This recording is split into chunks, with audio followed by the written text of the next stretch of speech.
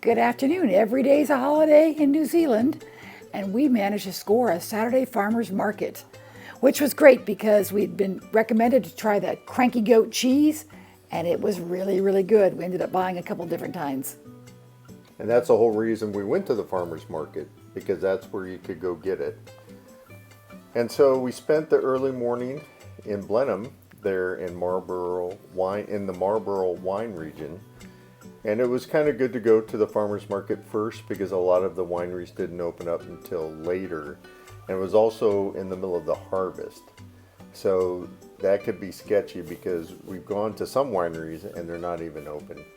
But as you can see, it's New Zealand and meat pies are a thing. And it'll be a reoccurring theme. Now, in this video, we're pretty much just seeing a lot of photos.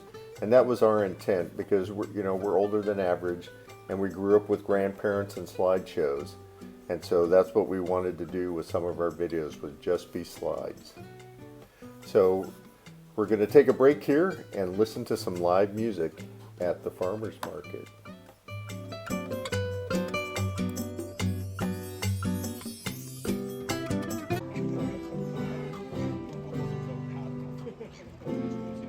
All alone at the end of the evening, And we're back, and the first winery we went to was Gibson Bridge, and it was recommended by Wine Berserkers. It's a great website.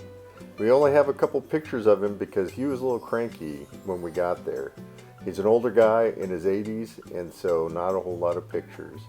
And then we went off. It was great wine. Bought 6 bottles, but then we went off to the next place. And we were supposed to go have a lunch at a different winery, but we got there a little bit early. But right across the street was this chocolate boutique. So we're like, what a great way to kill some time. And the chocolate was great. They made it in-house, so it smelled wonderful. And we enjoyed some there. We're enjoying some on the rest of our trip. And that did just what we needed. It took care of a little bit of time while we were waiting to make for our reservation for our lunch at the next winery. Oh, are these still our truffles? Yummy. Yeah, the chocolate was really, really good there. Oh, and he was taking pictures of other fun things they had for sale too. Look at that. So wine was good. So the next place we went to was the St. Clair Winery, but they also have a restaurant, and that's the reason we went. It came recommended. A lot of people who've gone to New Zealand and gone to the Marlborough Wine Region have gone to this restaurant, and they had great things to say about it, so we made a reservation. And it was a Sunday, so it was a beautiful day out, and instead of getting a wine tasting, we just bought a bottle of wine with our dinner. And in this case, we bought a Pinot because it kind of matched well with our dinner, and we bought kind of the bottom tier one, and it was pretty good, but they're not known for growing Pinots. So they're better, whites are better from the Marlborough region, and I would stick to that. We did have a great meal there, and it was fun because we had a woman stop by our table, say hi, and see how we were doing. And then a little bit later, our server did tell us that she was actually one of the family members from the owners of the winery, and the whole family, there were 6 or 8 of them at a table close to us that were all having their Sunday dinner there also.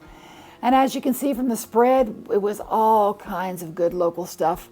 There's some of the mussels, the green mussels that are in the region, as well as the fresh bread.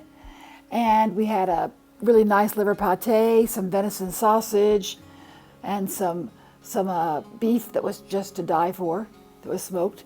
Tried some of their cheeses and other things that they had there, and it was really good. And of course, we finished it up with a poached pear that was absolutely divine. Great way to spend the day at a winery. And it was, as you can see, a beautiful day eating lunch out in the vineyard. And much to our surprise, there was a 68 Ford Mustang. Who knew? And it was a normal drive for the US, a little backwards for New Zealand. And it was in mint condition, so we didn't see who was driving it, but they were out for a Sunday drive and then probably had lunch here. And then, as she said, the family was there. What we discovered was that it was a birthday party for one of the grandkids. The next place we went to was the Bladen Winery. All of these wineries we went to were family owned. We wanted to stick to small wineries. There are large producers in the area, but we didn't want to go to like something that was owned by Gallo or I guess the Rothschilds own a couple wineries down here.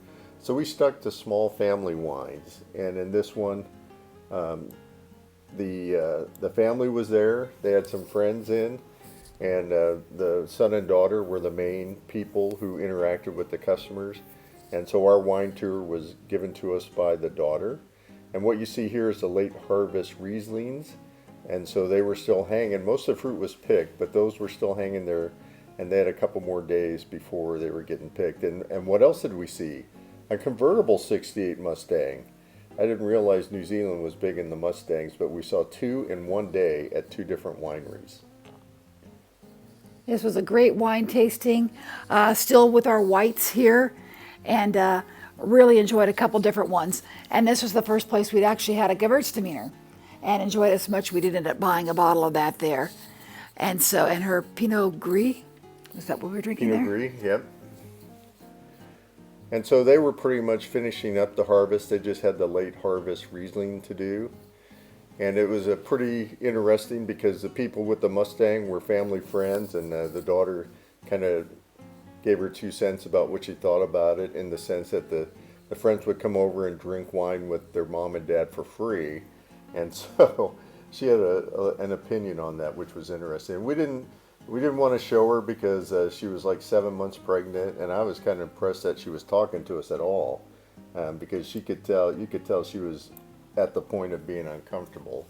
But she was, you know, her farmer's daughter, and she was knocking out, doing the work. So we really appreciated her time. And we were there last tasting of the day, so we actually got a private tasting, just the 2 of us, because it was 3 o'clock and they closed at 4. So other than the family friends there, we were closing down the place. So it was great. And then we took our Goat cheese. our goat cheese, our spoils, home with us back to our Airbnb, where it had some fruit and things. These are some of the things we got at the farmer's market, and we took it back here to our Airbnb. Which was very purple. And enjoyed our spoils of our day.